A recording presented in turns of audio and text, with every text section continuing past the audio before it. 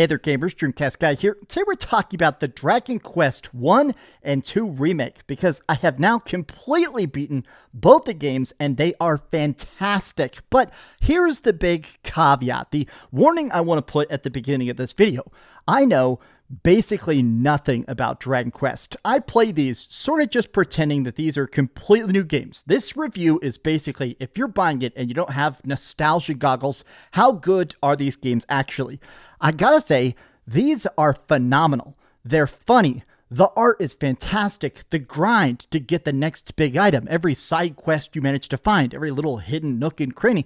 This game is such a great thing because it's not just one exceptionally good adventure, it's two. It's Dragon Quest 1 and 2 in their entirety, and they fit together so exceptionally well. Now, I do want to say, I have played a little bit of Dragon Quest in the past. Specifically, I've beaten Dragon Quest 7, 8, and 11. But other than that, I've never seen anything like this. So let's break down the goods and the bads. As a person that's, well, never even pretty much seen a screenshot of these early games, how do they play? Honestly, let's get into it. Hi, hope you're having a great day. And if you could, please give this video a like and subscribe if you haven't already. Now, I think what instantly made these games so extra interesting to me and sort of just enthralling is this combined universal feel.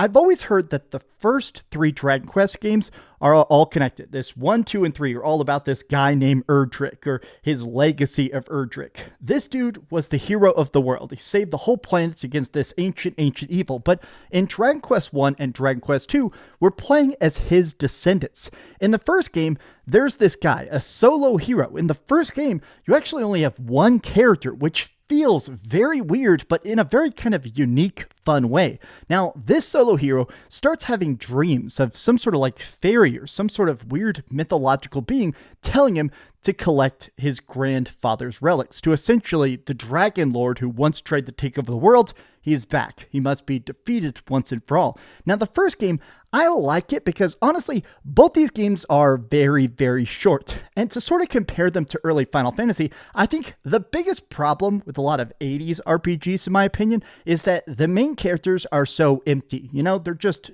generic nameless blobs. Whereas these characters, the main people in Dragon Quest 1 and Dragon Quest 2, they actually have jokes. They actually have motivations. They actually have romances. It's not super deep. It's kind of bare bones because it is, originally released in 1986. But I do like the Sons of Erdrick. I think all these descendants, they seem to genuinely love the adventure. And every monster, every new tomb and crypt and stuff, there is a fun animation and silliness to all the characters. Now, this does bring me to one of the gripes I have about both the first game and the second game, which is that they're mostly voice acted, but I would say they're about 60% silent and 40% voice acted. And the reason I didn't like that is that I do think that when the voice acting kicks in, I like the writing. I like all the silliness, the tiny side quests that are actually in the games and stuff, finding the thieves' key and all that.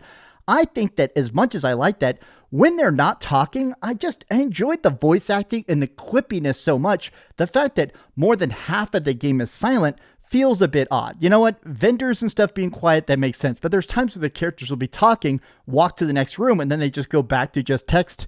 A bit of a gripe. Not really a problem. I think it's just that I want more of that amazing voice acting. But in Dragon Quest 2, we're playing as essentially the great-great-grandkids of the hero of the first game. Now, these families, after he saved the world, the main character of Dragon Quest 1, he apparently made this giant kingdom that ruled for 100 years. So his descendants went off and made their own different tiny kingdoms, and they each have different specialities, more magic-focused, more crafting-focused, more brawler-focused. And so now his descendants, these cousins, essentially, now the Dark Lord is trying to return. There's this darkness, this ancient evil that's returned. Monsters are taking over the land. So the cousins have to find each other, connect, and of course defeat the ancient evil once again. But I like Dragon Quest 2 has way better combat because now it can have actual strategies.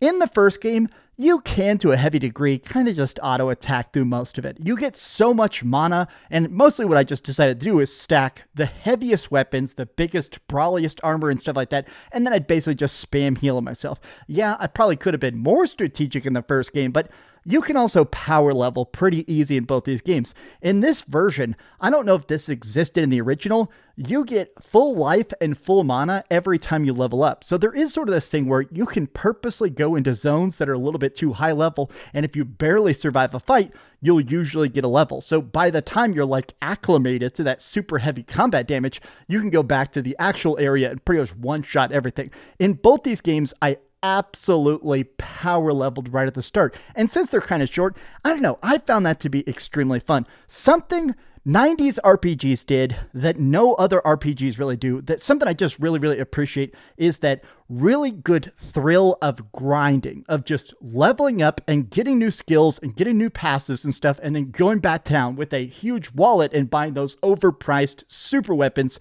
very early on. Now, something that's cool about this is that in Dragon Quest 1 and Dragon Quest 2 is how you get magic.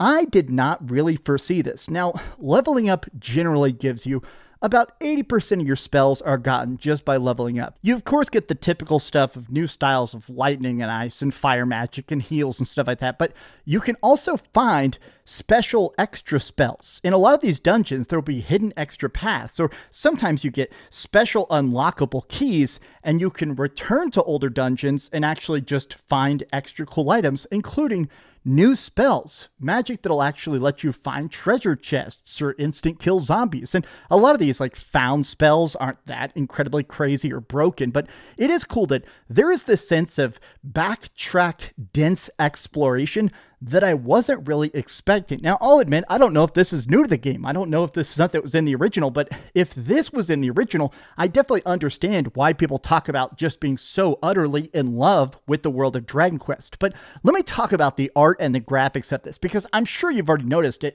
These games look fantastic. I mean, what in the world? I mean, some people like to hate on the HD-2D graphics. Some people being like, oh, it feels like cheaper than a big 3D game. I love HD-2D. This is the most beautiful HD-2D games we have ever gotten, with the crazy lighting effects, the shining crystal waters, just all the great spell effects, and even the characters have a surprising amount of fluidity to some of their animations, where there's shrugging hand gestures or trying to shoo people away. I kind of like that. This is one of those games where I feel like the graphics, honestly, I would play a ton of RPGs with this style of graphics, because I think it walks that fine line where your imagination fills in the gaps to make it look even better. But even just the raw presentation of it, these games look great, especially all of the monsters. I've always heard so many good things. People saying, all right, look, Final Fantasy may have better worlds or better magic or bigger, grandiose last bosses, but you can't deny there is an adorable ridiculousness to Dragon Quest. You guys were 100% right. From the slimes to the dragons, just everything about it. I think that the graphics, especially that art style, is tip-top perfection. But let me talk a bit more about the combat, because this is something I think took me a bit to adapt to, I will admit, which is that I'm very much used to other RPGs where there's like a line of heroes and a line of monsters, and they're facing each other and they bash against each other. This game doesn't really have the typical style of animations. When you fight, when you select a command, your characters become invisible and you just see like swipes on the screen. I guess that's how it must have looked in the original game. I kind of wish I could have like flipped a box that said modern version, because from what I remember about Dragon Quest 8, especially in Dragon Quest 11, of course, you could see the characters doing the attacks and you could see the monsters hitting you back. Whereas now it's pretty much just like a text blurb. Again, not really a complaint, but as a newcomer, I like being able to see big spell effects and stuff. I like those animations, even if they are just basically my character taking one tiptoe forward and swinging a sword. I don't know. I like those commands. And something about this felt, I don't know, a little bit outside my tastes. Another thing that kind of caught me off guard is that you can't sometimes pick particular enemies to attack, which felt very strange. Like, for example, here's one of the boss fights. There's like a big giant robot and a bunch of monsters around him. And you'll see I can target the robot or the little tiny groups. Like if there's a dragon and 7 slimes, the attack menu is just the option of attack slimes or attack the dragon. It feels a bit odd that I can't single select enemies. And I don't know. That to me, I'm just not really a fan of that. I do like being able to pick a particular person, especially if it's like a boss with a bunch of minions and one of their minions keeps calling backup. I wish I could kill the one specifically that's calling backup. It's a tiny thing. And again, I can't really say it's a gripe. It's more of just, to me, it's definitely a sign of the times. This came out before Final Fantasy. The original Dragon Quest released before Final Fantasy. Again, still blows my mind. So I feel like because it is one of the first RPGs ever to be created, it has some archaic systems that I do kind of wish had been a bit more modernized. But again, just personal tastes. I will say that of the two games, I think that it's good to take a break between them. There is definitely a lot of overlap and kind of vibe and sound effects and kind of the world itself, since these are a connected universe. So while I did decide to beat Dragon Quest 1 and Dragon Quest 2 back to back, they both took me about 11 and a half hours. I think they both took me like slightly under 12 hours for both of them individually. So 24 hours total. I do think that you get a better enjoyment out of this if you take a little bit of a refresher break between them. I decided to just beat them back to back, and I do think I would have enjoyed some of those plot twists and story beats a bit more if I'd like sort of savored it. But honestly, I was having so much fun, I ended up just blasting through it. The first day I got the review code, I legitimately played until I could barely keep my eyes open. I was just having so much fun leveling up. I'm literally sitting there like dozing off, trying to see where that next big dungeon ends. I like these games a lot. I do think it was a very good choice to package them together.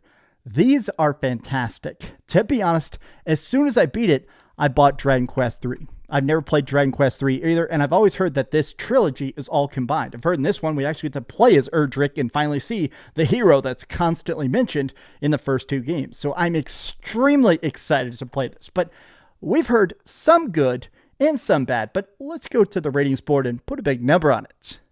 I am giving the Dragon Quest 1 and 2 Remake a 9.5 out of 10. Thank you so much for watching, gamers. If you enjoyed this video, please give it a like, subscribe if you haven't already, and please keep dreaming. Legitimately, what a good time. I want to immediately play Dragon Quest 3. I want to go back and play Dragon Quest freaking 7 again, 8 again, 11 again. This world is so good. You guys were right. Dragon Quest fans have always said, look, Final Fantasy is great. Dragon Quest is a separate thing.